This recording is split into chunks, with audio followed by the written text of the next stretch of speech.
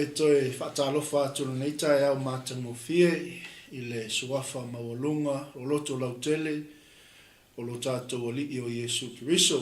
Ia, soifua manuia, malo afua, ai lau maua.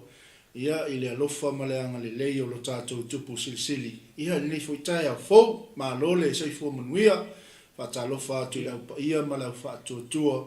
Ia, I le nei fo tai au, malo lava le usu, malo le ngā lulue, malo fo I le whaamānolosi e le ngata I whaiwalofi a au I totonu o maota malawa. Ia me se fo I o se ngā luenga, ia o lo e ngā lue ai. Ia walawa le whatu ai ngā tausi. Ia ai maise, ia o le ekalesia, o le nuu. Ia malima lo nai te au mau ai. Ia, ia o nitaia. Ia o le ua mawhaatasi ma le usoa au auna. Ia le tangata o le tua, le uso ia MANASA, ia tulou, ia le manatu malangona, ia o le ta'alolo lava, ia pa ia whaale atu nuu, ia pa ia whaale tala le lei, ia o le tatou, pa ia whaatasi le li nei taia, ia kako whaauaua le whauunga le ngampa ia le nei taia au, ia tatou te ngā lulue ai. Ia e fo le tali tolunga, le to e tau whailo, nei fo I tamali I o si o tatou watu nuu, ia o tama whanau fo I o si o tatou watu nuu, ia o loa fo I le soifua au auna I le tino keriso, male ngā luenga le li. Ia e whaftai le tua le nei lau, le msele, ia o maua fo I male uso au auna. Ia e mate so tau au ai, whaise moli mau, ia e vi, ia I le tua, ia e au ngā fo I, e whaamalusia I pel tino keriso. Ia I lo tatou fo launga o lo tatou iai pea. Ia lau sunga MANASA, ia o le atu ina atu leo no le lau sunga. Ia e te whaatalofa fo I pa ia malo tatou ainga, mese sa mua wau. Ia masai whailo fo I lau tangata, nisi o tatou ainga I le mai loa le lau sunga. Ia ai leo ne sau noa, ia whehoi se ala alafanga, kia whapengi se ke 5. Ia ai sau noa, ia lau sunga, ia I to fia fo nia walo, ia e mese fo el tapo inga me tina ma no falo. Ia, ma le ngā whaaloa. Ia, mo lava e moli atu whateitele I lau sunga I le whapengainga, lau sunga 𝚗𝗚𝚑𝚗𝚑, ia mai se fo'i, ia le au whainga ruenga fo'i ia le Global Kingdom TV channel. Ia, watu fo'i le whaatalofa, le whawhiroai ia I lato umaro mawhai ona mai mua mai. O the Kingdom TV channel partners, ia, ai mai se fo'i woma ainga, ia, mai se fo'i masani. I le nei tai au fou, tai au na whai e le tua tātou te oli ma fia iai. Talofa lava. Amen. Ia, whaftai lau sunga MANASA mo le saunoanga matango fie, wa fo I le whaafonga mai o si o tātou atunu. Ia, mai se ia uoma paanga le Global Kingdom TV, ia iso staff ai fia o le nila langi, ia, ai sauno ia lau sunga MANASA, sa I whailo le fioanga, ia mai se fo ia o po le kia mau ngei, po le te malanga mai I Samoa, ia po pesa I seisi fo I tu o le kelope, ia ono le mai tau atu, ia o lo o iai fo I le VALAAU le atua, ia e pei o na iai. Ia, ma lo pa aftai mo le awanoa, lai sunga. Ia o au MANASA pe ono whailo atu o tele 5, nautou tangai mei, e mama. Le ia whailo le ia mama, ia tiro mai, ia tinala ia le whailo le ia toa au, I am happily married. O malos 𝚜𝚑𝚙𝚢 taluan ma vai poipo to luan ma whanau o watali ia e luas 𝚜𝚑𝚙 loa o ngai nei ia ma loa fine o la e Samoa ma le tina o le ainga ia peona e whaasili foi ia po whele me o lo nofo ai o lea o te nofo I Samoa ai o lo o malanga mai po o mai ine ia ono nai fuafuanga fo I lava o lo iai le vaitau le nei ni sila ia o le la fanga voi po le nu o lo fa pena ona mato no foi sanwa o le nu le o vai le uta ia o vai le uta o lo iai le mato ainga ma ainga ai o lo ainga ia sa mai salani fale alili ia pitolo tama ia pitolo tina ia o lufi anu ama e nao na ia le ainga o lo tina ia pe o le tali atu nai le whaafsili lau sunga ia le meo lo whape nao ona o nofo ai fo i Samoa ia pe o te mine ia le alau te nofo i mangele i ele ma lo fa time nasa soli mata mo fiele saunanga ni taia ia le lava le nof mala malama si o tatu ai ia nei ke ua o se mai si ia o mata mo fietu o mai rumoro au le taia ia o mai mo mai fortina pele ila la kamale ia ai ma lo fa tai ia ai tatele ia fai me fa solo fo le taia ia e to e fata lo fa tu tatu ai ngai lungo pe ngon ngalo ia e le ngata i lungo tatu Facebook live ia o lungo fo tatu YouTube live ia ma se lungo tatu website ia o wa inga na le nga e tu ia ile o nanga fo le taia ia ele to e tau fa tonuina lo pa ia malo malu o le atola au tatu te tau so fa tas o lo tato fawina fa tasi le malo le li ia o la share ia o la fa so ia e o toile le tala le lei ia i se tangata o mana mia le fiso swani ia fa talo fa ia te o to malava o fai lava si ke le vave o le alu i lungo o le lis e ke o misi se ia ma fai le malape le por kalame ni tae ai fa talo fa tu ni tae ia ile suafo Yesu manasa ia taitonu le ata fai me fa solo le tae ai ko li mo se kialo fikal me ngo ia ko po le ale se pi le tau silo so ifuari o le recipe no le atu recipe o misio o to mai e sa mo sa pe ale se ki o le kolengi ka o mai o misio finga Oika tu mo ya que malo si a lo voy ya esa way voy ya o ya tu o aveni o fai al fina ngalo le tu ya me le tu ele nga me ai o la tangata amen haleluya o pa ya malama tu le mai lona funga lona binga ia anpong o le ko fa pe fai to ina sunga ya le tinu ia e a mai mase vai ko le ni tulo fa fo mai fo tatu ai o lo vai ko shot mo ko ma ngai ke le ia le ma wa tu anga pongi so ma e pongi ile tu ma to ya bisabo ia ma lo fa tai ia o tulanga na tatu ainga ia o le uso au ni MANASA ia o lo ngalue ile tato YFC ia ile atu Pasifika ia ile au nanga fo ile tu o le malo le li ia ele natu ia o le atu natu pela no el tato malo fa lo ngia ni tai au se i saunoia ona e tau lava ona ia se background like titi po sin context o le fatananga ni tai au ia ele yo o mai fo ile nei taimi ia wa fa ngai nai fo ile tu le soifua ia maleola au nei le li ia la so MANASA ia o fea sa a mata mai elsa linga o Samoa po nei New Zealand po fea lava ia leona au ili mai pela sunga ia le amatanga mai fo elsa linga fa le nganga ia mal fa ngaina le tu o lo soifua o auna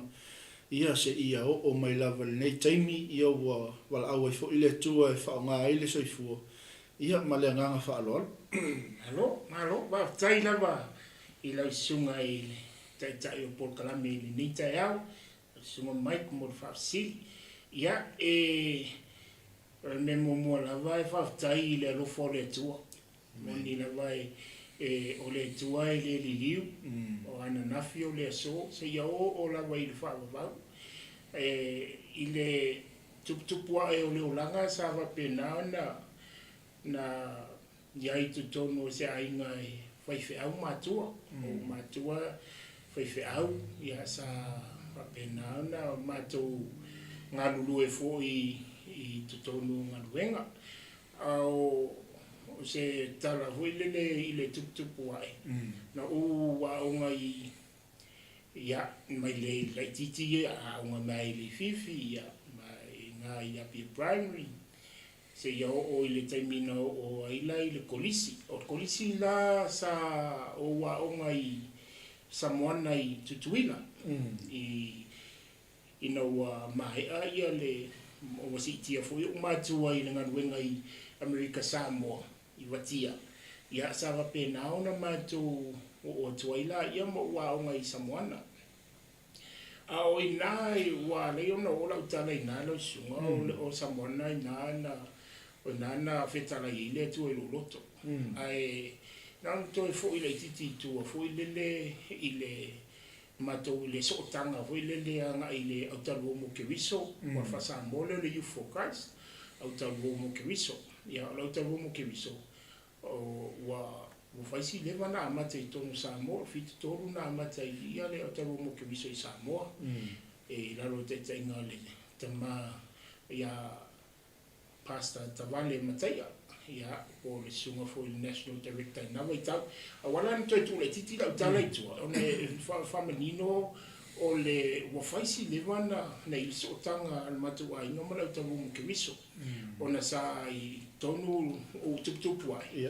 Ia e masani en mato wo I rally al YFC ia o lai ti lava hui le ia na teli malam na mateli so e mo ia la no talu temina ai le iai se mafutanga va valalata maleli pe wo fa afio Yesu I loto wo le fai mali fa ola po wa fa ola ina ia pe o upu le tatu te fa nga ina e le tangata o watalia ina Yesu a vea mali fa ola a o to tono le a I Samoana se tasio aso o lo tupu ai I to tono lo matua ina ia o le wi o fa na ngai to lima e to tolo to fine matu ia e to lua ma ua ari tama I tono o la e wi ia o lo tupu ai e na o na amata na o iloa ai a wau te o lo tama e tamu fai lava ia mato vo ilele ia ola mo le tua e lalo na nau ta inga tele vo ilele ia mato sa wali mo le tua ale mela tu ia vai tu aso le la mato e sa valinga na o dale o isa tara ia o mai la tu mo ai o ina I to tonu ina ta o tomo fai lava na te ia e fai ia I sta I o mato ai I to tonu ina na whapena na au mai e ti apolo ia te o o se tangata pito sili na mo lalo matua ina ma utali ina na matua utali tonu e fa mati apolo e ke ai valea vai na e scosipio to avine ma e hata mai foi lo uso ya o e vai ke le you are never amount to anything and I believed it na mato utali tonu ai a se tasi aso I te tonu o lau o ngana e aonga I Samoana se tasi aso junior ia so polo ia 11 ia 12 I nei na fai na ile se tasi aso uno fonofo ai au mai ai fita lai sa o mai le tua e te au mawhai mai tasi ore upuna mai le tua e te mai do you know that you are special pau ale le upuna mai ia wau o fai foi ia o kalu foi I VALAAU wa tali Yesu ai le ai se ngau ke le me ale tua menga ko mo ka loa ya e yo lai pula ki apolo e kai ka la so la le na vetalai mai ile upulea ale tua e te au that I am special la so na no u fa pe to Yesu fa mole mole ia e fa i loa mai o e te ia o i loa o ia mai le aso le nana a matai na usa ili lo i le tu e ia tai me fai matu ana po ia o tonuran matu e kalisia e tai me le na tasia tai me fai le VALAAU le no la e ta o lo tu filia ia o le sana e fai le VALAAU fai le VALAAU o le lo tu filia la sana o waru na o tai tonuena o le sona no talia ina Yesu ili lo tu filia matu e kalisia ia mai le asolena na outali tonu ai le tu o le atu na fai a o luna wingo mea o ma le fai mai le tu la no o haule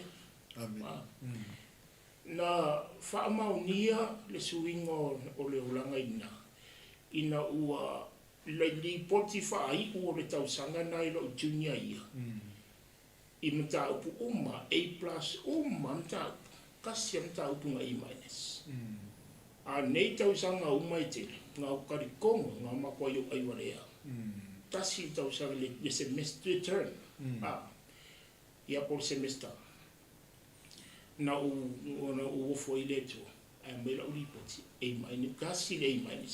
Ko kikia 7.0 le GPA 6.9 something nanga ia le 96 or 97 le GPA ia le grade point average o nana utali tonu e moni le tu pero swinga na le langa na mata mai ai loi na le savalinga le sunga mai se ia o mai ai loa i le fai unga ina wo fa u Samoana si di mai lo maro tamai e ta mai le mete mana e fai e te fia alu community college a tutuina pe te fia alu e te whainga ruenga. Ta sia la talo te ilo te mai la tala na whai atu ia. Te fia alu i Samoa. Wa te mina la utu ufuan ma tu whale i momo. Wa tu te fia alu i Samoa. Ia pia. Me ai se a e le se sio i o lei o le mau te tui la uma. Ia lai whafo i fiti isi o mato a inga. I saina le ilo i si uto fine. Ia o fai atu i le fia alu i Samoa. Mai no mo le tala uta. O le ala o me ke alu e fai Samoa. Ta sia tana na mena o mai le tolo o fia alu YFC. Tana na fa tolo tamana o ma tala tala me mo tama sa unia. Alu o le mea wa fa sino o tole tu alu. Ia watu ai ia pia. O no le aso na uta no po le aso lua. Aso lulu o mafofa. Wa no uta no ninga wa. Apia ai le ai bole wo moku markaula. Ai o la bole o le o to lo fa mania mai le tu o fa o apele te o walo mo ya le kelia pesa mo ko pesa le mo matu. Ai o tau no mo fo ele se o kasenga. O tata ma fe o la ma o ngam. Pero o su era pa ma. O le mea ka ye o la pa ma. O le mea nga makio. O lo su te mau atu le uso atu ua me la ua UPY foundation ia tau sanga na rusu. Wa o maua. Ango maua fraction. Wa mai ui ka le wasa. Sa mui ka o le vale wasi. Wa pe ai le ai la ranga yo ngai yo yai a o le tua. Ine nei te mi ato. Fai mai mate o wasi ma watu wasi ponga fa mai a maka student camp le vai aso so na la hunga mo ia ilia feel tasi iva lima. The student camp mo le YFC.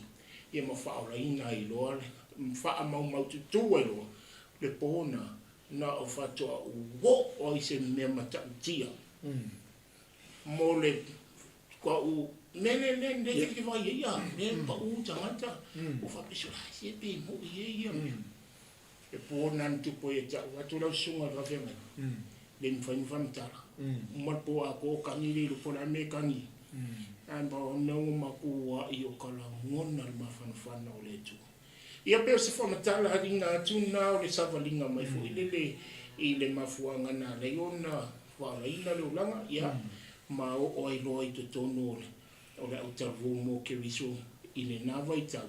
Ia maamata mai ai na le tasi iwa iwa lima ona o iai tono school ministry o wa o ngal politek ia o matou ma si va ngan matou amatalia ia le Bible study le Youth for Christ I tono politek ia ai fa pena ona sua tuai le sunga ia pastor Rolani Mika o Reverend Rolani Mika ia o ia le sa va ia ti tamitiaonga pe o fasili o le tali atuna ku pu background o le o le amatanga mai o savalinga mleli malo faftai mi ia le tu faftai matango fie le amtanga fo o savalinga ia mai se o le awala o le mea na whaaui ma whaasawali mai fo ia le tu ia nga mafua yonga o I tono le 𝚟𝚑𝚎𝚘𝚡𝗥 ia ono se whaanau ta inga na tu le tu I lo loto ui le ngai sa ungoa wa I motu mai maltau a le tu usa wa o le tu I tangata I le mea le ta oto I lo loto ia wa whapenga au matala vo e pe o se kulo malta mamaltila o la vangoala le o le wa le koi pe wa free we le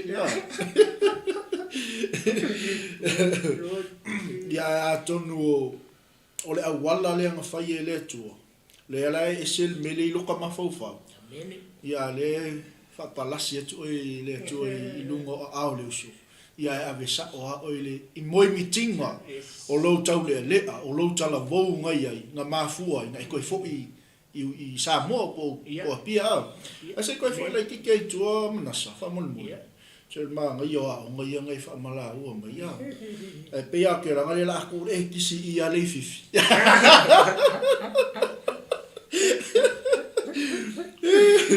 ia fia la le fifi o ka o ku ko wa ale la ku o le kisi la o ke le fifi la o ka le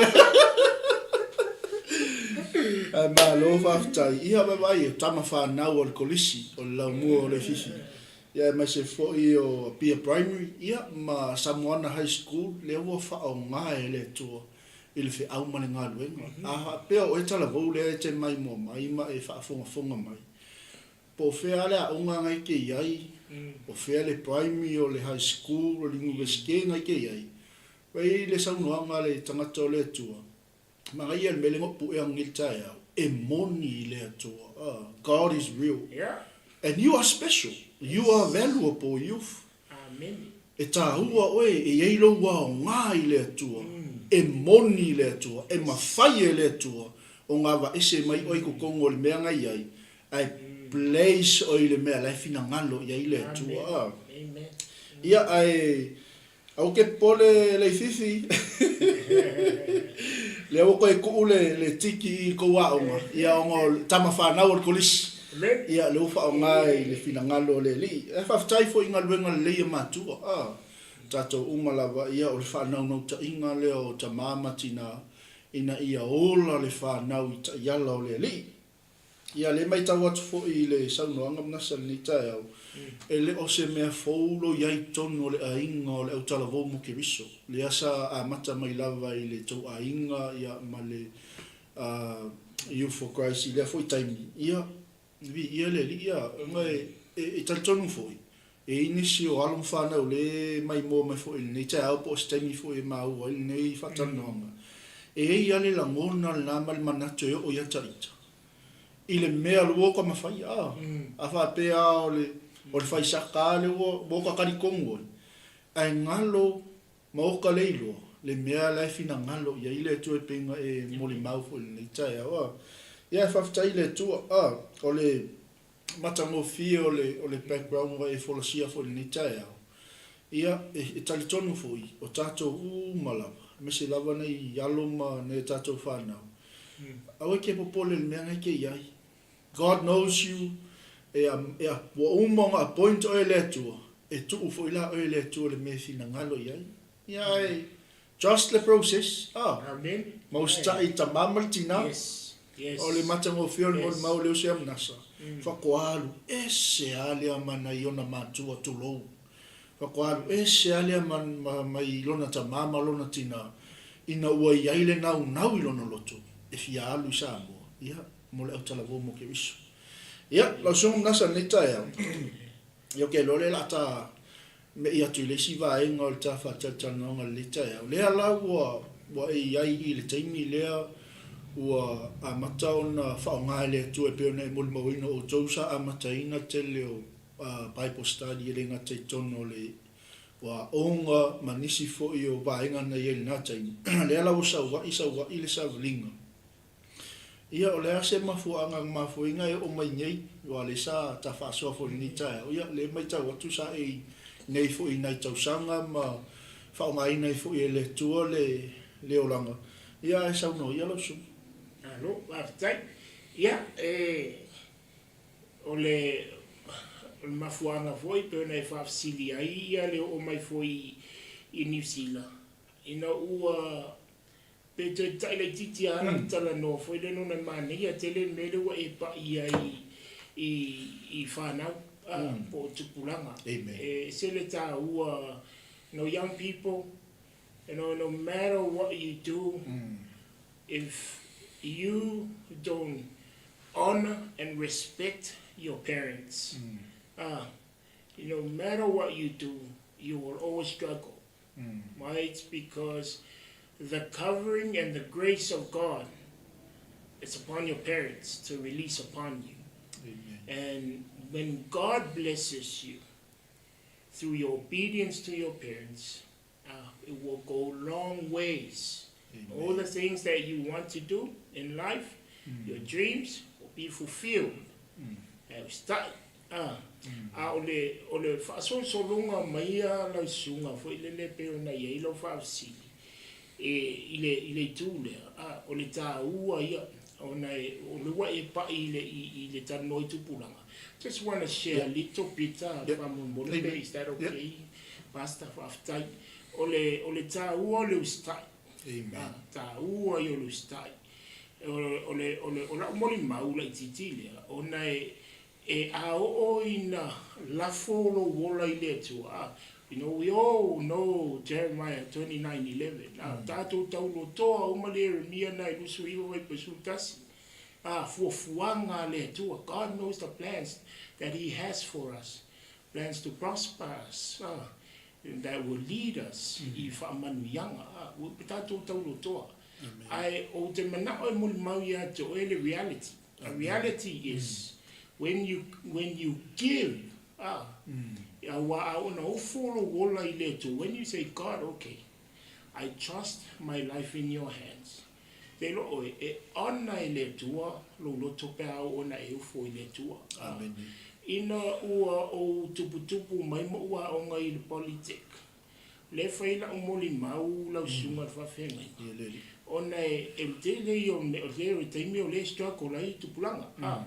E taimi hoi lele alu yo lo kai. I ka usu e ngo sa wo. You waste most of your time trying to look for relationship. Amen. I'm telling you, when you honor God, amen, when you give your life to God wholeheartedly, amen, by trusting Him, ele kai o ngā tuula fo ina o ele tua. Amen. He knows your need. You know what you want. Amen. You know what you're praying for. But when you trust Him, He will bring it to pass. Okay? And pastor na singa minute from tala ile tu langare. Ao yai to tono politic. Wa matala tertiary level. O te watu la onga. From tala mele te na e lu i te pulanga. O te sa mai tutuila. O apalai le politic. Le diploma tutuila. To titi ale tali ina politic. No sungare. O le tala ale vainga. O nei iai se ta mai tura tele I tali ina mo se diploma mai tutuila. Mua. O na o moilele o aula le sa fai mai la tali ala. Ala fai o e ma fa taita inga. A elele. Ia wakala. A lele. Ia he le te taliaina. Amen. Ia, it was a big responsibility, but ola wo fo I le tua. Ma o fa tu le tu fa mo mo. Fa nga ina o fa ma moni mau. O luanga le lo fa maoni. Ia, lau tala le ma fa maoni lau sunga ma fenga. Ko I strako I le au. Ia mo tau tsa mai tutu ila. Ia. O le levo nga kai la o mea si kuku ila. O geometry. Kele I o se pre-calculus. O te saule, ma koha maua lalo ala o maths. A lalo o sau, a vene le matematika fa MTC. Because I was doing electrical engineering. Ma tua mua lunga. Ia, so le lau sunga. Fai mai soka toa. Kele I loa peka o soka toa. Kele loa o e pei a o se mea. Foi lele fai ma example al mak fai au. Wala le lo ke alu pa posta. Yo le lo fai mai. Ya, kamalea, keusiano lea. Kali mai. Ya mo ko o keminga o fia kangi. Ya, awa ke le lo. Ke le foi sala le lo form 6 year mai ya. A ora le ngai ngaka chami chiku kuila. Ko yo lost that. Amen. He owns one of the biggest electrical company now in Islam. So she warned it. Ona life I made it. O te leila le theory. I the leila maths. My no she warned it. My so kanga fail out theory. And then kanga fail out maths. Kanga lue fa tasi o ile. Ia ma fai e lo. Ia ma matuli vai ai po mai le tua.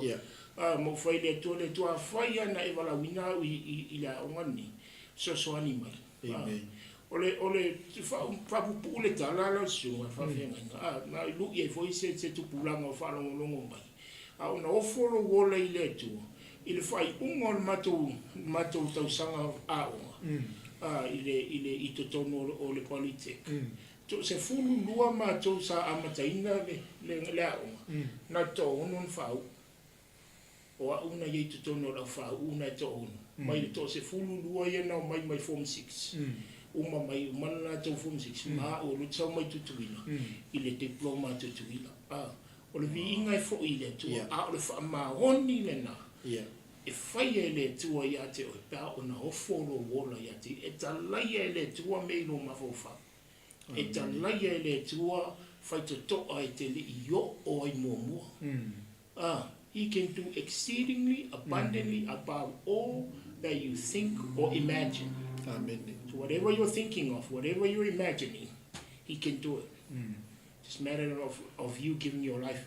I to tono le tau sanga le to e fo ile titi na zuma fa fenga. Na fai la va o ile tua. Ba lo kilo. Pe o nga vai ken, pe o kau sanga ni. Pi fa kau vanga vanga le po ai ke lang kengi. Yeah. Pi volele ki kongo te sui ali sa keni. Sa pi volele wa. Te wo la ngia oe. Volele ki le fai se mea. Ia. La te tano fa tupula. Ia. La tanga na le fai le tu. Fa tu le tu. Ilo tau sanga a tole.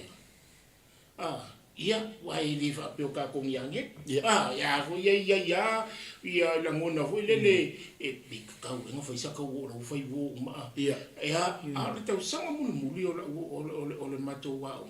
Fa ila va o le tu. Mo fa ile tu le tu. La wofo ma tu ya te o e tau sanga le va fitu la. La ofo ma tu o la ya te tau sanga ke le ma fau I se teine. Tu watu atolo wola e to o ile time wa e sa uni moa au mai tau sanga to nei to lua nei to fa fine na no fa so Cristiano ma to fa so talo mai moa per to fina to fa fine o te closer ai te I vai tauna ya tenga la o ngali si lo itanide ai ha o ia lisi ya Australia. Ya, mai gona I to fa fini, okay? We're going to live with you. La matu tatu te talo fa atasi. Ina ia fa pena o na fa mautuina lau sale wa no fa oe fai foi lele mo oe. Na lua vai mo le tu. In return of that, ia o fa. Hallelujah. Le no fa o I lola ia no le anga le o le tua ile taimila ta siva mai le fainga le tua ta siva iva walu ai a mata ma fainga go malu to lua le mate no fo taimile a o lo to lua ile taimile na o la scholarship nei inisila o le fato a luon tau sanga scholarship nei inisila la scholarship taimila na o te semala ya tu ua tu la ma te ftaui taimina ia ele ngi me le ngi no internet ma ya ta mi ar ka ko fasi pepa no in that the whole time nga ma vala ke ro le iai ma se ma I monga vo le o so ka ma losi ka kau alu e su se me really ma when God ordains your life orders your life he will bring to pass everything that you need, that you want. Amen. Ero, ya, le na ma no foi nei ma se torua. Hallelujah. Ma mai ni sila. Ile umale, no uma mai ya nai fuanga foi ele ai. Wana o fenga ringa te tono lo te vomo ke riso. Ya mo wa onga I rola ile rema. Wana wa fenga ringa le SS School Ministry Facilitator ile YFC. Ia fitaleile tu ta onga ile rima ile taimine na ia ma onga mai ai ma fai poipo mo to lo matas ma mai lola ia o taimina le lo fai au ma tu ni sila ta sanga tu lo ma tu ia ta wa lo ma tu ile au ma so to mana o ile e ma tu mai so swani au tarvo ile ngaruenga lo VALAAU ila o nei ia kilani ia lua fe mal tolu lana ma o mai I loi nei New Zealand ma o mai lo ia o fa taile to fa ngo fie me o no to lua sa fa naui I Wellington ia mo fa ngo fie lo na ma to mai la te na wan fa naui sa mo o te di lo ma to ia ma to mai lo fa ngo to sanga nai I nei New Zealand ia o no VALAAU fo ina wala wato ina yo matua e pe ole matanga na laina mafuo na o mai ai ni sila ia mata ole fa solonga le fufuanga le tua na mai ole wingo le tala taimi ana mata no mai ni wo man sa ni le tua ia nga luenga mo se tolu ia ma fainga luenga I lola ia I ni sila ma kai lo no fainga luenga I ni sila ia ma au nai pe tu tono le kalesia ia pe ole tala tuna le o mai ni sila ia le tua ma lo fa tai mo le mau mata mo fie ni vai ngola su la sunga manasa ia me se fo I o se VALAAU mo tato fa na tala vo tu lo ia alo ma fa na fo I o se tato tu no ia me se le aingo ke viso ina ia manino lau whaafonga ma lau whaalongolongo ni tae au. Ia I lea o ngā o le tui nātu, o le ofo I nātu o lo tangata I lea tua. E tali ma I lea tua. Ia whaatasi ei ma nei waenga lea na moli mau atu ai ma whaamalosi atu I le sunga ia MANASA. O lo ana inga o lea tua I o mātua. Te le lau tala vau le strako le taimili nei e kausa ili le mawhtanga kausa ili isi mea ma isi mea. Ia e strako a unga le awa I mātua le usta I mātua. Whaftai tele mo le whaamalosi mo tala vau. Ia wa lea manino fo I le tato pokalame le tae au. Ia o le area lea le nga lue ai fo I lau sunga le nei wai taimi o soifuanga. Ia le fo manino le sili. Ia po le ale mafu anga o le toeanga I mai nei. Ia ona o le ngā luenga le tua, ia ua whaongaina I fo I le tamama le tina. Ia ale fo I lau ai koe o isa mo MANASA. Ia le ona tu ina tu pe I lau sunga, ona o le tato polkalame, o lea e whaaulu talaina, pe a wala au mai le tua. When God calls, o lea lau tali atu I le tua, o e usi ta I le VALAAU le tua ia te oi. Ia ole atu ina atu pe I le tato malone nei tae au. Ia, le mafu anga o toi o I Samoa. Ia wa le moli mau lea e ta pena ia ile o una le tua. Lea ua faa au nga ia il tato pokalame nei tae au. Ina ua VALAAU le tua. Ia ole au telenga, ia tu ina atu I lau sunga MANASA le tae au. ia tai mo le no o le VALAAU le tua VALAAU le tua e fe mai e le ia si alufa it's without reproach. The call of God upon your life is without reproach. E te lo e o na VALAAU le tua ia e ta pena i le tua fa penga ina foi le tua i kwete le tua lan VALAAU ia i le iai nei New Zealand na mata tonu marutoru ia VALAAU le tua mo maua mo le na taimi. See, God's seasons ese taimi e whapena o na iai tau ese o lo soifua whaaleanganga. There's seasons in your walk with the Lord, but there's timing as well. There's God's timing. And God's timing, mao le tua lai lo. E I taimi e whapena na I lo, wo umaro season. A o mai ai nei New Zealand le taimi na tu sai malau whapsi. Na mai loa malu tolu, e ai le taimi e toi VALAAU e le atua ma ua e toi fo I Samoa.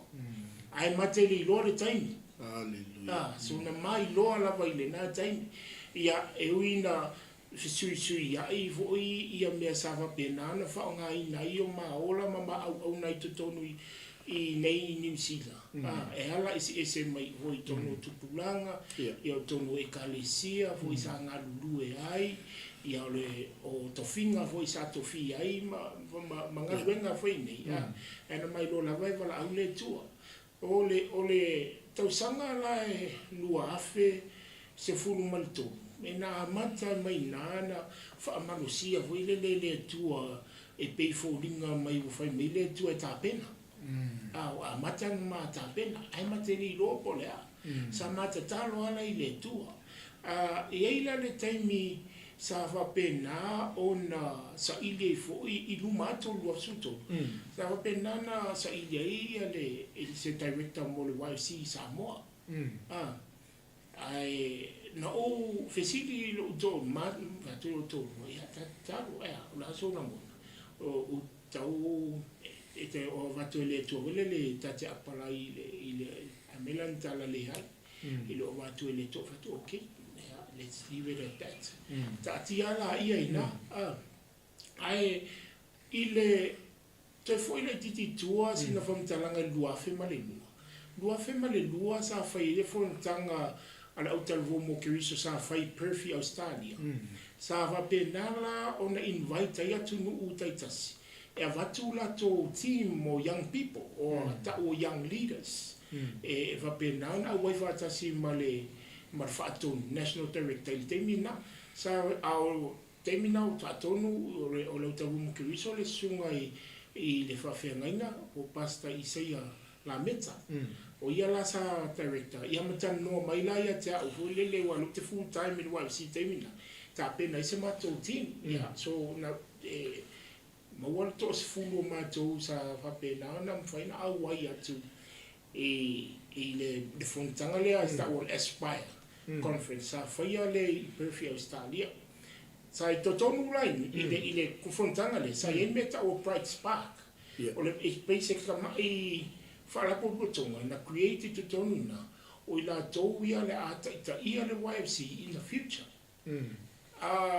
whaina le matou fontanga ai sau ia le presidente ale YFC le taimile na to ina e ngoia 𝚟𝚙𝚢𝚢 sau wa fai mai e te mai you're gonna be a national director for Samoa ia fai mai la e ni mama fatele lo ma fo ile le wale te le titi ia o le vato ma fai poipo lo o yelo to lua e le nga o fai la fidinga ia atatia yale ai pe ole sailinga lola le fatonu le mole I tausanga le lua fesu malfa au pe no fai lo tu ma matan ma va ai le tu o fai tu lo tu la so fina wa va tu le tu fai me lo tu ia a pe o na wa va tu le tu ole mena nei VALAAU ta wele tu ia apalai so na o apalai lola ile e marila e o te apalai tu ta puni e o ta puni o pe o ia la o tangwane so na la fu bela o application wele ia I tell you tali mai le e so o fai la tala le na iai se tasi o auna le atua. Sa wapenana se tasi o apostolo. Na iai le mato sauninga i le afiafe la sa. Na fai la fai ate talo. O te fai al sound system. Ia o te nofo ala i tua sound system. Au te ina walau mai o te watu. Mai te o watu efe mai lantara mai. O naua o ile mea na ufa tule tu ia te fai. Sa uni ta pena. O naua te tala le tua feito. Sa uni e mu. Ia o la lai tu tono do vape ia lo kapungi e lo mafatele ta. Ai o ile asuma fua na so ai tali mai o naua.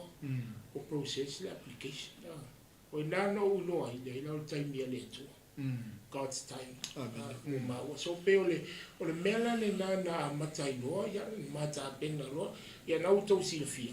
Ya ai se me vengo fia ko vo isamo. Ai me se o ma settle down. Yeah.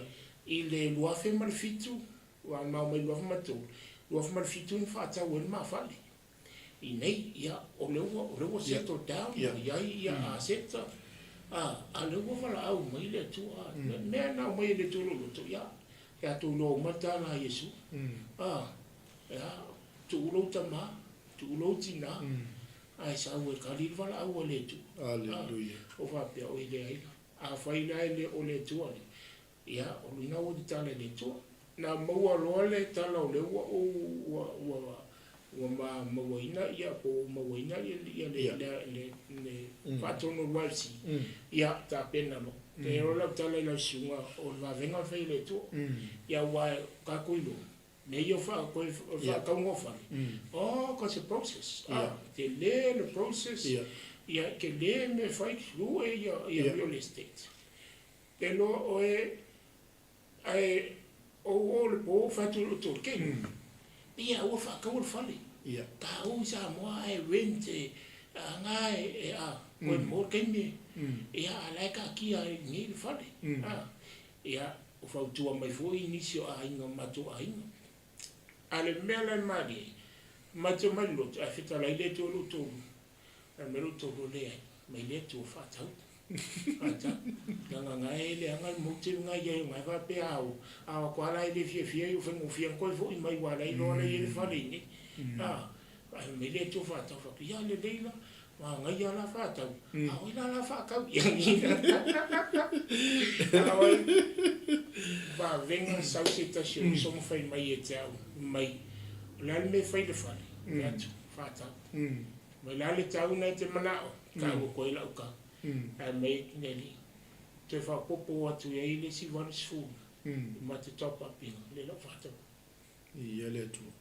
Tau ia le so now within 2 weeks. Fatino mai le mea ona le tali le VALAAU le tu. Ia tali atu na te fo. Ia le tu. Paftai nasa. Le ua manino ia le moli maulu ni tai au. Ai se I koe foi le kiki ai tua whamon mo le lau sungu nasa. Ono le ulu ai taimi. Le anga lua maua I lo le tala o lua le ua maua le ua VALAAU le tua. Samoa au tala vo mo ke wiso taimi lea o lea se first reaction ngo me te oi lea se la ngona au sio fale tua foi ele ke lo ka ko when you receive a good news or a bad news e ma ka ko la ngona a kongwe o lo tala no mai sa mo o lo mafo fa lo foi mai me ka fo ma me ka fa ngua o feo le amo fo ai ia ma fo for finger le fa peso ele kasi se aso fa ka o fale ele lua vai aso ele kasi le masima everything e finger tale process ai pe wo to ma e tu vai ngale your guys first reaction ia itali tonu atoto nga lua fa taile tua ai masalonga ye ni lo ikau I vale na ye ni tofotofonga na ye ni manatu sa fesilingia mafikuku ngai ia le tofa male fautanga pole hale me la fai a fe metato pokalame when God calls pe VALAAU mai le tu malenga fa lo la suga no vega no te ata nei e moto ma liele moni la valvavsi because lo ke vam tala ko nga le je vam kala nga pe va fa ngofi pe va fa ngofi le fa lo ya ano tato no tala mua na o mai ama o tala fa pe le ya le va tu sa e sa lo ke pas le au le tala fo mai le tasio fe fe ya ma ton e o mai makanga ka ni sila ya Elo le meolo le mai matata New Zealand me le tafele le soa suma me le o me sa mo e kafele se tulo se tulo le ngana to ono uptu sa o le suma fa fe fe mai amau ya o se lui na matua te le la vai o e monia o le no ta inga o mo tangata i te lo tangata via mo wala mo no malanga mai ina ia mawhai o na whausia ainga. Ia leo mai, leo waru teimi le, ia e moni lawa, e lea le tali tu bea, e leo se fia whaalia lia. Fui le pa te whamatala atu, when God calls. A ona wala au e le tua oe, se e au maa mea nai te maua. I le teimi na wala au ima ua e le tua, ia e o ma ua tu whatasima tu tongi. Ia fai asi te le, e te le lava taruana maa mai New Zealand, ma ke le e taito ani ini mea, ona la e fai asi maununga fo te tongia, alo tolu ono la na ngaruenga sa whapenana, ngarue fo ini, ia ma se fo ila hao, so a whapela e fua mai, ia le tutongi lea, male tala le wa mai voile le i le utaru mo ke viso me mo fuala fo ile le fa ma fova matua if you think of it it's a matua le tala fe na e le fe au tai ia le tau le tupele la mo i samu ma le tupele fa nga yo ia le ainga o ma vo faula fa fe na fa nga yo le ainga i le mele la fai. Ta si alita le atu wai. O ma mata, o ma everything is on you. You are our source. You are our only source. Ele ai ma circumstances. Ia ai mai se voila, ele ngate le o le tape nanga me sa mo. Awana ngai ave uma me afale.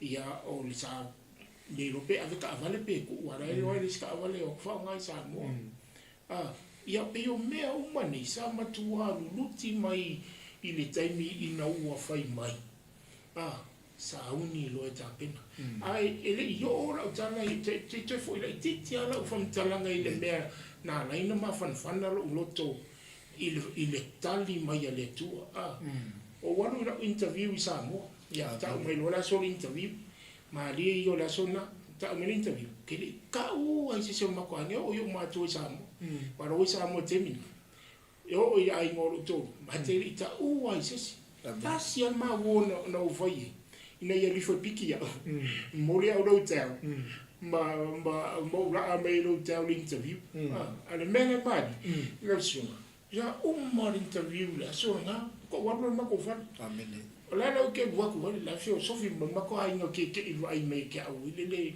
wa no ko mu po so le asto na i ta au le interview e ko wa no no o mo le sto na i na fa la no te fio sofi mo mai ma to ai na ngele le si mai ma ana ka ko ari ia si uta mai no mo nga so va de ko ali ye potu ma ngo ka la ko poku ngan ki kilo mai ke wana na upun fa me tau wa sa uni tsa a kemi no ke le fai ai o le mo palai o ke le fai ai o le mo sa se interview sa le nga ke le lo se me le lo o palai le o tarvo mo ke viso ai tali mai lan tali vai mai lan tali tsa o le go sa uni tu te o mai o nga o fa pe o ide wa pe o so ta mara o mento e o tangata le sa va pe na ona o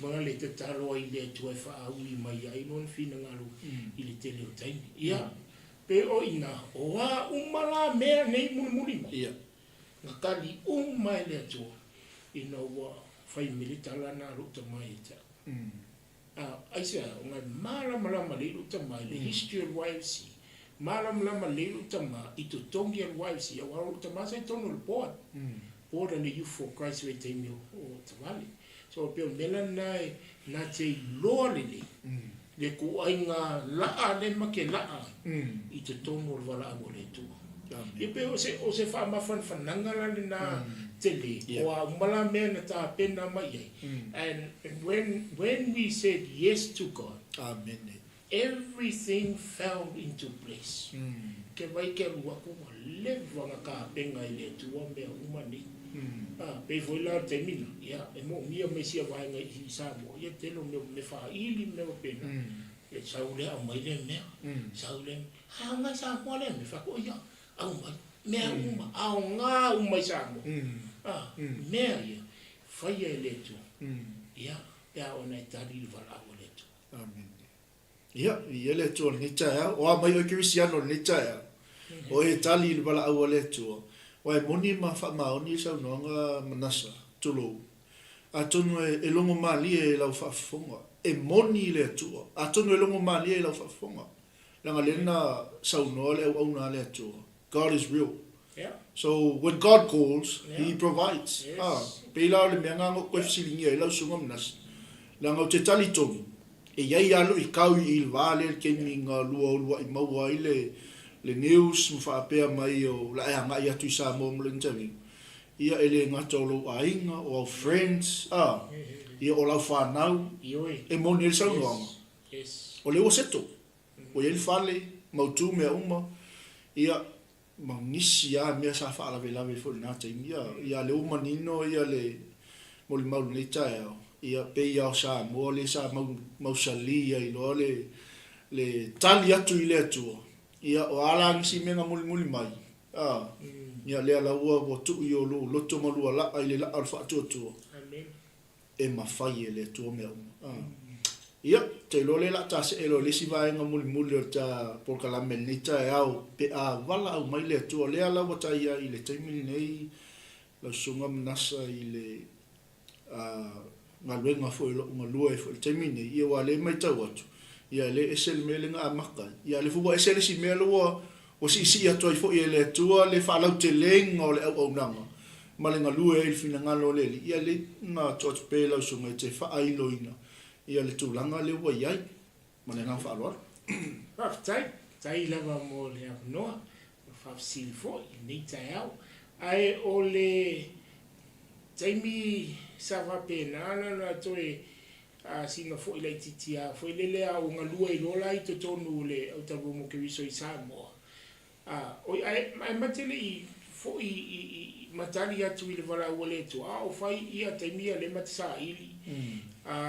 Temi fwena le ua umama le interview au sa ili le tua e na manino ala umai le tua ia tea e tasi lo term I to tono lau tavu mo ke wiso I Samoa ona la ile konkarate na umai ele board e tonu tau sanga ia le konkarate le national director and God gave me just one term o nga specific ale menga umai le tua ia tea na mai le tua o le upu na mai le tua o te alu ma I to tonu o tavu mo ke wiso mending relationship so that was the only call na mai le tua and it's only one term ina umal tolo tau sanga ya safa wa ula titi mai la mo sa ili la vai le tua ele o mai le tua fo ile le fawa au le taimi la le o uli lopo le alisi po fera alisi la sanga le e mana o le tu pa wal mea le manino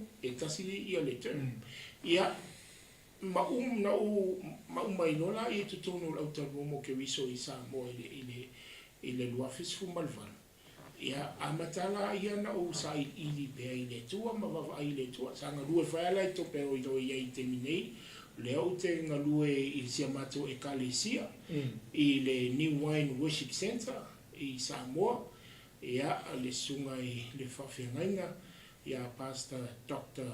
Matamua po Matamua ia o le mato e kalesia le I savalalo I le teiminei Pe o ngala le mate ngā lulua ai o se tasi o toi ina, le kalesia. Ia, me se foi ia le tono le worship team, le o ngā lua i te minei. Ia so pe o te mina sa e ngā lua me ala, foi le mso soani vo i lau talu mo ke wiso.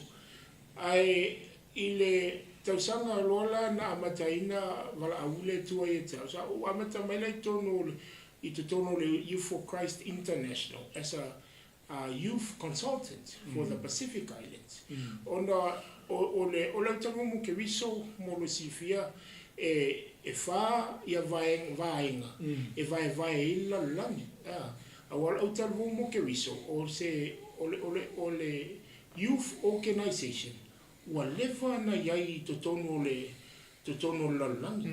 Ele se organization for. Over i le se laua tunu o iai le au talu mo ke wiso i to tono o la langi. Awa o la tosa amatalia le talu mo ke wiso ia o le sunga ia Billy Graham, evangelist leo Billy Graham, ia na tau te loa uma pe o ia sa first full time ma le talu mo ke wiso na uma to ina ngoi a Tori Johnson ia pe nana a mata mai au talu mo ke wiso i le lalolangi awa e whaingo fie o le vision na au talu mo ke wiso so as part of the body of Christ, to see every young person in every people group, every nation having the opportunity to make an informed decision to be a follower of Jesus Christ and become part of the local church. O inai wha manino mai ai lau wha whonganga i le vision. Po le tofa mamau la utalu mo ke wiso. O le utalu mo ke wiso, leo se e kalesia.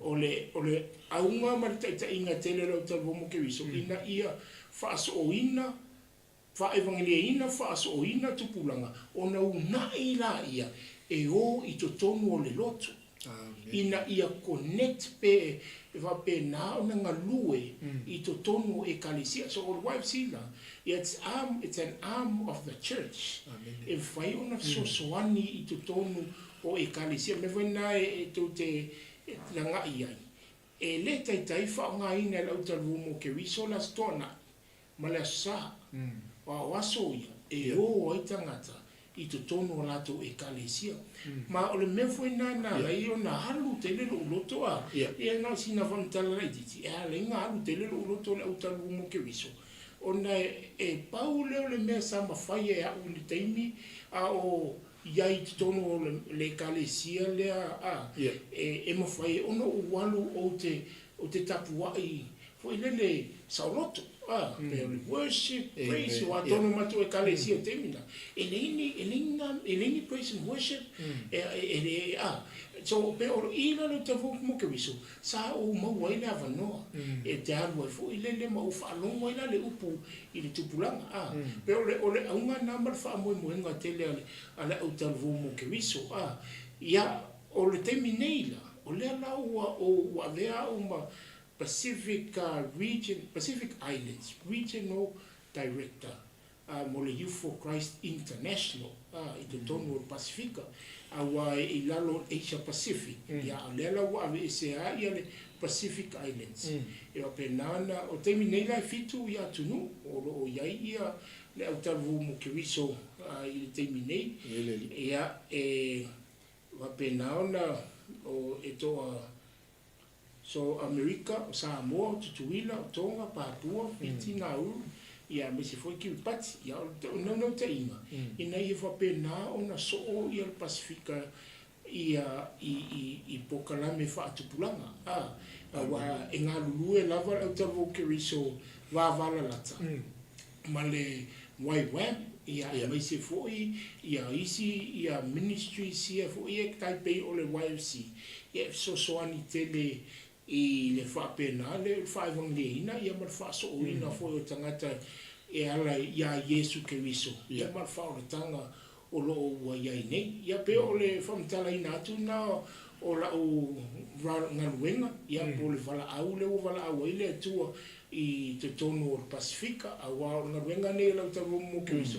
o nga wenga lava fa missionary e nga lue lava e saili lava I le tua ina ia fa pena o na mawale ava no fu ile le fa so fu tupulanga ia ai le ngata le ia partner ma ekalesia pa peole me pito sili na fu ina fa malusia ina ia mafai ona nga lue fa atasi ma ekalesia ia awa ia tupulanga talavo o lo fa pena ona le lo ia o lo fa pena ona pule ia ne lalangi ne tātou te iai ia peo se tali atu na after nasa ia le au manino le fa mo ngā fo ia me sol tulanga o ia taimi nei I le malue fo I tono le au talavo mo ke wisi ia le ngata o Samoa ia le ua o ti fafuatu ma Samoa ia le fa alau te lenga o le au nanga ma le wala au o le atua ia pei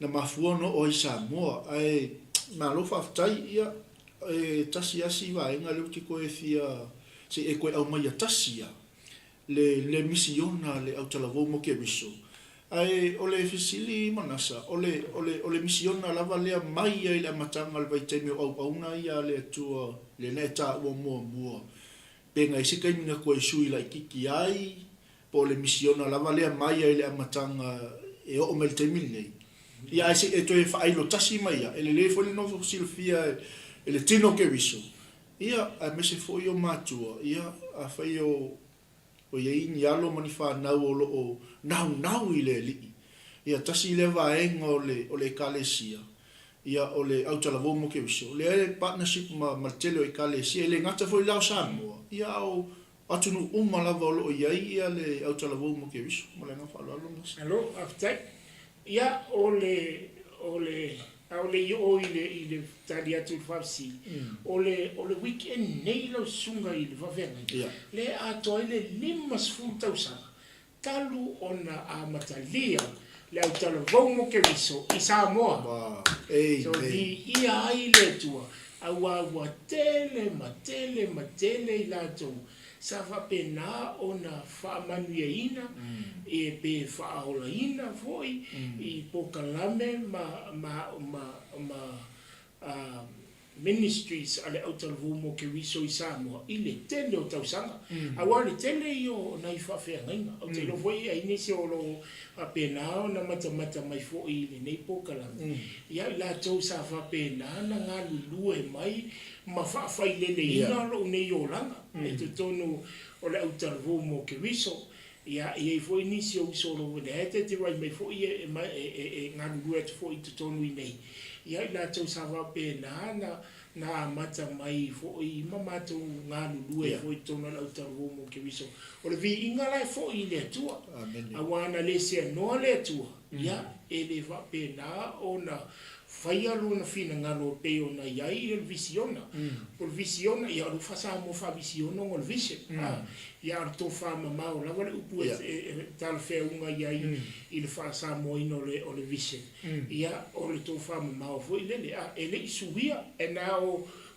tono la utalo mo ke wiso ona iai I tono atu nu foi le fasa ai ia talainga fasa ai ia le moli mau ia Yesu Keriso e mela na elenga fai ma su ia I upu ina ia mafai ona mala mai tangata ia at the same time o le foi na momono to ile upu le tua awa tele yo atu nu fa pena ia e tau tono lo tau mo Keriso more sensitive nation o atu una e le mafai ona sa o loto ai le tala ingo o fa o tanga ia Yesu ai o le visiona lava le ala su e le suia lava le vision ala talo mo ke viso having an opportunity giving every young person so se toinga group so se toinga nation an opportunity to have an informed decision to become a follower of Jesus Christ. Now, ole mission la ia to participate in the body of Christ.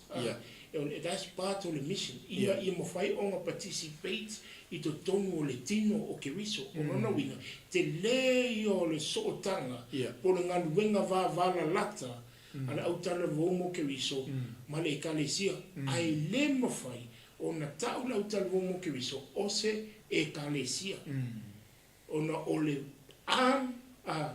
pole lima po ia ole alava le ven foi un sosuani ai to tonu ole e kalesia awa ole moto la le YFC ole anchor to the rock and gear to the times mau le papa o Yesu ke viso fesuia i faina le uta tu vai platform le le mo ko ka ku fa nga hina le platform le nei e fa pe na su ya ye tai ia hau watu o watu le upo le tua i tupulanga talavou o atu no utaita se Pasifika mo mia la talo ina ia fa pe na ona mo le ava no foi tono isi atu no o Pasifika o lo fa pe na ona mo mia ai ia le whaegang leina, whaasoina, ia, ai mai se, ole una ina o tupulanga talu, tu tonu e kalesia, ia ma whaarula.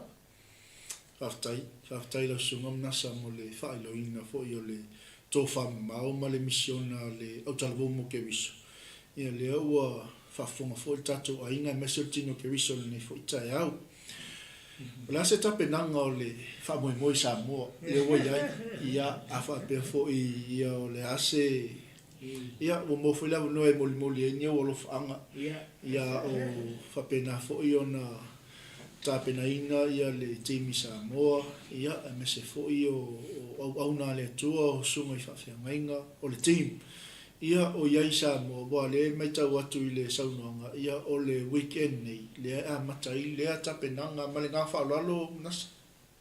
Ia, waftai, ma wafsiri ioe e moni lava o le vai aso ni, o matou nuu lau sunga i le whawhenga ina, nuu sa wapena, ana matou whiola mai, man nofo mai tinena u mentioninga mua, o le nuu lau mua. Ma kongu anenga whai le kala le whipo, o le toi aso nei mua.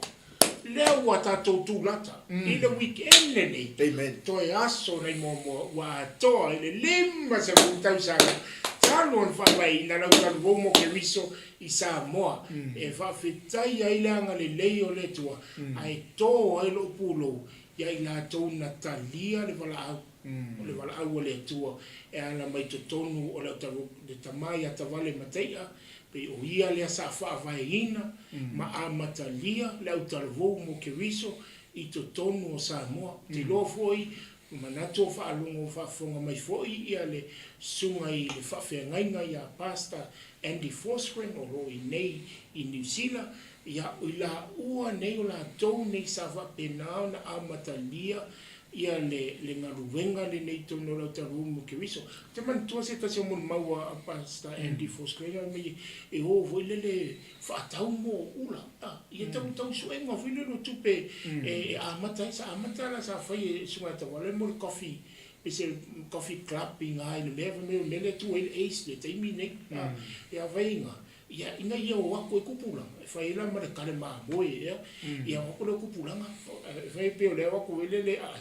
Ia ai whai inga bai postai. Ka ia ki kala po inga ma pese i nai wai taimi na. Ia tele na whai whi au ese o loo wapenao na whai whi au taimi. Ia na wapenao na whaoleina mai te tonu o ngaruenga nei le whaaso o ina ma whaelung le ina.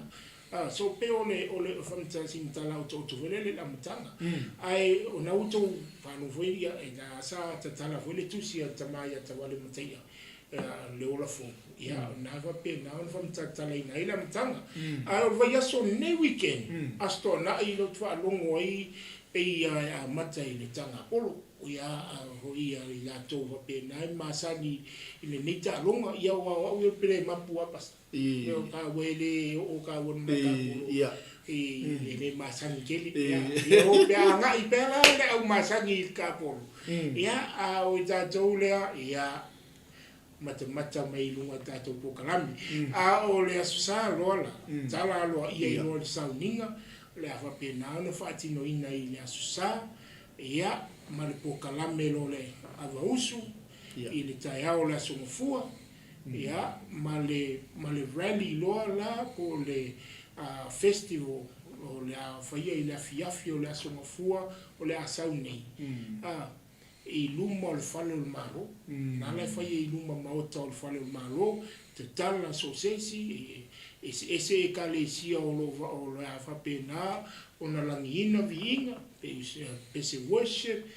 Songs. O whalonga vaisi tō tele o ekalesia, se la whapena na langiina viinga o le tua I le nā fiafi. Ia ai maise le upfolfola, le tua fo I o la folfola ina. Ia maua fo I nia nganga, manu malo ina, ia manu malo le tua. Ia solua, ia po kalame seminari tai au, ia maise fo ia le rally le po, fai I lunga I le tate conference center, funga fale lua piko I lunga o le tate, le fale malo o tupua tang sese ia malepo male asolulu foi whapena foi o pokalame foi na taiao seminar ia me se wha umaina I lola ia I le celebration I le afiafi o le asolulu le asole tapunia I loa ia celebration ia fo ia I le vi inga mal fa manui le tua lo te vai tu sa mo fa sto te lo fa una e sa no tu foi na to tele o I fo mai ai mo le fia fila ia me fa lo lava o se va no le lei a MANASA ia me se lava o tau ia mau Samoa o polu sa vai ia America Samoa ngai la kalakangi o se va no le lei au ani emisia wa la fisilinga ia le wa sa no tonu la le no fonga ia o lumol moto Samoa ia me se o le ngai le tate building ia ma o fuanga ia le la fatino ina ile fa na tuina o le fia po le celebration ia o le fa na tuina o le lima spulu tausanga o le 𝚟𝚑𝚎𝚘𝚡 mo ke wiso I Samoa ia lo sungam nasa ia te lo le wo fa wina ta fatanoanga ni taia ia to atu pela no lo sunga I se si va nga te fia sa no ai ia e fo se me te wo misi atu ia te ia male avanofo I mole ni o lo fanga fa yo mai mo matina ia o se avano le lei ele ngata lo atu lungo lo au ia ele se lo atu ese lo la le lei ia tangata le tua ia mole fo ia lo fanga I tau ainga wo mai masani ia mai se o le tato ainga o le 𝚟𝚑𝚎𝚘𝚡 mo ke wiso ia mal fa mo sa mo ni fo weekend no ia mo mua tai la vai la sunga nei if nei of no la sunga Pastor Mike Retta ia me se foi fatua ia e me se foi le tato wala ata foi le nei ole ile nei tai mo le ava no after tele la mo le ava no foi filo ia ima mo ila va tele aso voi ma se nta no ia le fatua mo le ile no tai me le tu ia le li so ai tai mo le no ai o nei ava no ia mo la vai mo li atu fa manianga ia mai se foi lo faanga ile sunga I fatonu wala utavumo ke wiso I Samoa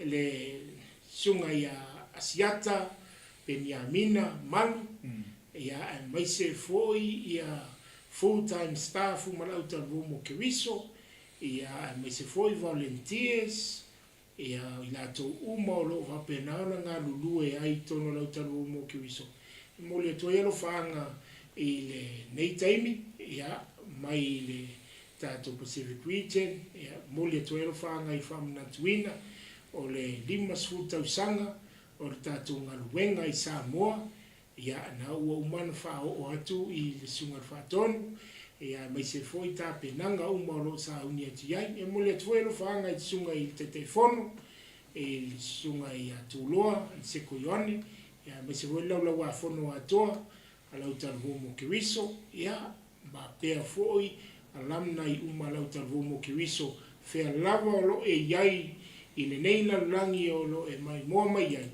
ia fa mania tele le tua aftai la utalo aftai foi fuai te hala ese tono nga ruenga la utalu mo ke wiso I Samoa ia le nei on fai ona uli ile lima 𝚚𝚑𝚎𝚘𝚢 tanu on fa vaina ia mo le tuelo fa nga I so tolua le loa po o yo fai lan fono te mine fiti ia talofa atu pula vinaka le femelise di ni tai au ia pe se foi ia si fa na ni tai au wo foi ma paanga le nei ala leo ia mo le atu alofanga tai foi mo le no fa pena na fa no tatou te mafuta i munga le nei api poro penga te whailangi ma le awa noa a soa i lupo le tua manu ia tele le tua i lau sunga Mike mai se foi fatua mai se foi ia le tatou ainga atoa i le nei tae ia i hola la wana soa foi su ia whaftai tele lau sunga manasa ia mo le avanoa fo i le nei tae au whaavanoa ina lau taimi ia mai se o lau tangata ia wa fo i le so tau au ai le ngā luenga le li ia o avanoa e tatala i le atua ia tātou te moli whaatasi eilo na finangalo ia i se moli mau o mea le lei ma mea matautia e whaia le atua i le soifua ma le olo al tangata ia tātou te toe a watu i le atua ia e mea tau nei e masi fo i o le pulenga ma le ma au na le atua lo mātou ngā luen nei fo i tu o tātou ngā luenga mātou te moli atu le ngā whaaftai tele ia whaamunia tele le atua i lau sunga ma le ngā luenga e masi fo i o lua whaiva ia ua walawina i o lua le atua whaaftai tele whaaftai atu tātou ai ngā nei tae au ia i lau mafuta mai e mai se o lau share ma lau whaasoa ia wo atu ai le moli mau ma le matautia o le atua ia i se tangata i le nei fo i tae au o le sunga ia Rolani Mika lau sunga nasa ia ona o le mau o le saunanga sa lo so tai nei tae ia stasi leo whatamal tato o nanga ia stasi leo o mentor le nei fo i au nanga ia sunga ia Rolani ia le foi mau atu ia o ia foi le sa tu mai foi ia nei tau sanga foi le tato autolavo mo ke viso ia lo fatu la sunga fa fe ngainga ma fatua la vitala o sa noa te noa na wa ma ta filtra ko gai ai mole to fa un mole silfia te tasine o mentors tasile hoi uso au na le tua sa ti le la valon sao ya matua onga o au e feolono e fai la si close atu la le maftanga le sunga va venga mo lo tolua ia wa pe o lo tolua o le vala nei tono school ministry au tai ia le sunga ia rolan o lo tolua fa la nei tono le autabu mo ki le Bible study school ministry i te tonu o le kolisio Samoa e le lua o i le tasi iwa lua o le mea lai maadie to latu basta volanta lueni pe fasino e to volanta spai Samoa le aso ngala aso mala unga lora ngala unga i o Samoa kort le kusi o to volanta ko spai male matua o tai o le aso nala mai volan ya so lo tai fo i tama thank you pastor e se foi lo sunga ia ma fatu ia ma fo ia le tua ia te loa le to te lau lisio tatu ainga o le atalo mo ke viso le foi lungo pento failangi nei tae au ia ua manuia foi o mauloto ia il to mafuta mai foi ia ai o no tainga ia tatu fa so atu le lei o le li tatu tu fa atu le matau tio le tuo ia ina ia fai foi ona tatu nga le fatas ia wase vi ingo le li ia la so nasa after tele wa nga foi nei ava no ma nei platforms wo tap nei nei le li ia ele ngata tatu te so to o el nga luenga ia mai so le moli mawina ia o le matau tio le tua ai moli atu le after tele la sunga ia la foi stay me to Italy wa Samoa fe lo fia maltina ma le no falu ia fo ia ile vi inga ile li ia o tatu po kalame na nita e au Samoa le tunu pele ia manu ia tele o to faiva ia il fai unga foi neva yaso ia au talvo mo ke riso i Samoa manu ia lo to fa moi ia walaki la lo ke anga o Samoa ke alu kau banga le la maole le la koso ako koso ako ke va kungalo ku mai ia alofa tele mo o to soifua ma ia manuia